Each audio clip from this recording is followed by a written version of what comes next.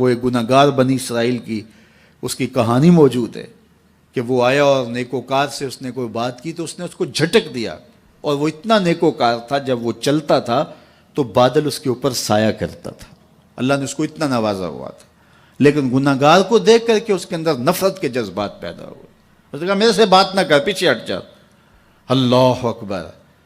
تو وہ بیچارہ بڑا رویا کہ مالک میں اتنا گناہگار ہوں کہ تیرے پاک بندے مجھے اپنے پاس بٹھانے کے لیے بھی تیار نہیں۔ دل ٹوٹا، شکستگی پیدا ہوئی، کہا لیکن مالک تیری مرضی، اور واپس پلٹا۔ لیکن جب واپس پلٹا تو وہ بادل کا سایہ جو اس نیکوکار پہ تھا وہ سایہ اس گناہگار کے سر پہ آ گیا۔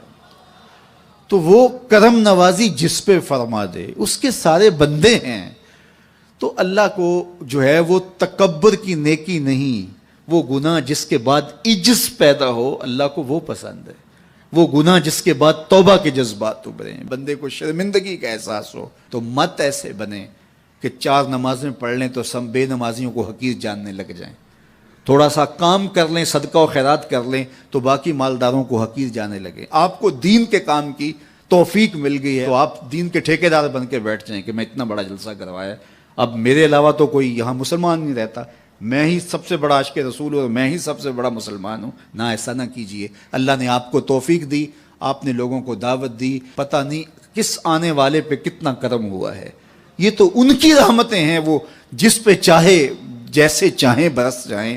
ہم کو ٹھیکیدار تھوڑے ہیں، ہم تو نوکری کرنے والے ہیں، ہم تو جوتے اٹھانے والے ہیں۔ ہو سکتا ہے کس کے صدقے، میرے والد گرامی مجھے یاد آتے ہیں، وہ مجھے فرمایا کرتے تھے جب گفتگو کے لیے نکلنے لگے اور لوگوں کا ہجوم ہونے لگا تو وہ مربی تھے بڑے، اور بڑی حکمت کے ساتھ جو ہے وہ کوئی نہ کوئی بات سمجھاتے رہتے تھے۔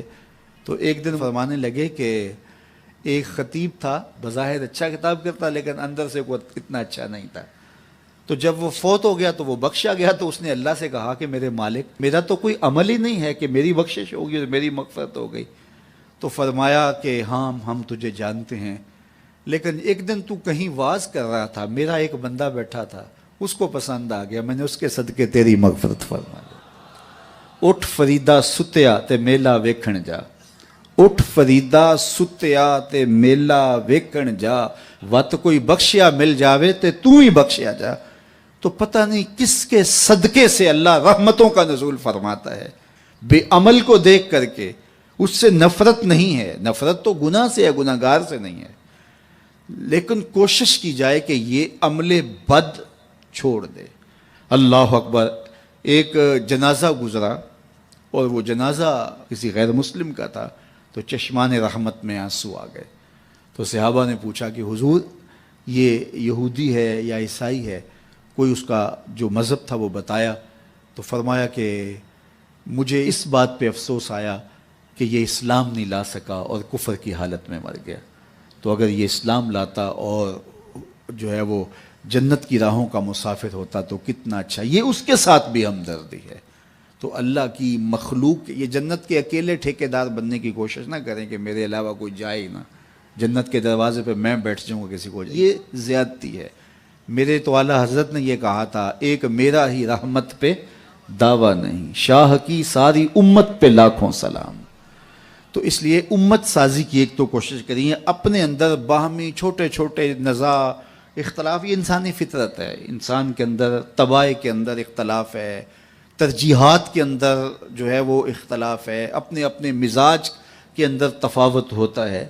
تو ایسا نہ ہو کہ چھوٹی چھوٹی باتوں سے آپ جو ہے وہ امت کو پھاڑ چیر کے رکھ دیں، نہیں، بلکہ امت کا جو تصور ہے اس کو قائم رہنا چاہیے۔ تو گناہ کے بعد جب انسان کے اندر ندامت کا اظہار ہوتا ہے، وہ جو آنسو ٹپکتے ہیں، بندہ اپنے آپ کو چھوٹا سمجھتا ہے، میں اتنا گناہگار، میں پاپی، میں مجرم، میں میلا اتھرو، جب وہ اپنے آپ کو دیکھتا ہے کہ میں اتنا برا شخص ہوں، تو پھر اللہ کی رحمتیں اس کے اوپر متوجہ ہوتی ہیں۔ تو اس کو پسند ہے کہ جب بندے اس کے حضور عاجزی کرتے ہیں، اس کے حضور معافی مانگتے ہیں، تو مت کسی کو حقیر جاننا کہ یہ گناہگار ہے، نہ جانے اس کا انجام کیا ہو۔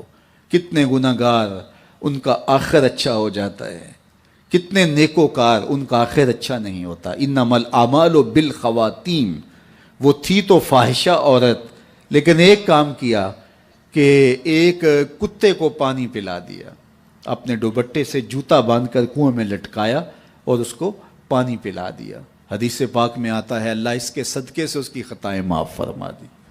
اور ایک نے بلی کو مار دیا خاتون کو، اور وہ جہنم کی آگ میں جلنے لگی۔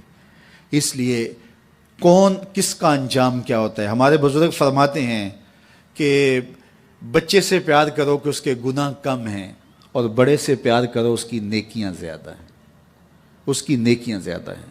چھوٹے سے اس لیے پیار کہ اس کے گناہ کم ہوں گے، اور بڑے سے اس لیے پیار کہ اس کی نیکیاں زیادہ ہوں گی۔ اور اسی طرح جو ہے وہ خیال کرو کہ ہو سکتا ہے اس کا انجام بخیر ہو جائے اور اس کا آخر کتنا خوبصورت ہو، تو مت کسی کو حقیر جانیے گا۔ ایک میرا ہی رحمت پہ دعویٰ نہیں، شاہ کی ساری امت پہ لاکھوں سلام۔ تو حضور کی امت سے پیار کرو، مخلوق خدا کو جوڑنے کی کوشش کرو، اور آقا کریم علیہ الصلوۃ والسلام نے یہ جو امت کا تصور دیا اور کہاں کہاں سے لا کے کہاں کہاں کے افراد کو ایک گروہ میں، ایک جماعت میں اور ایک امت کے اندر پرویا، ایک لڑی کے اندر پرویا، اس امت کو امت ہی رہنے دیا جائے۔ اللہ مجھے آپ کو اپنی پناہوں کا حصار عطا کرے۔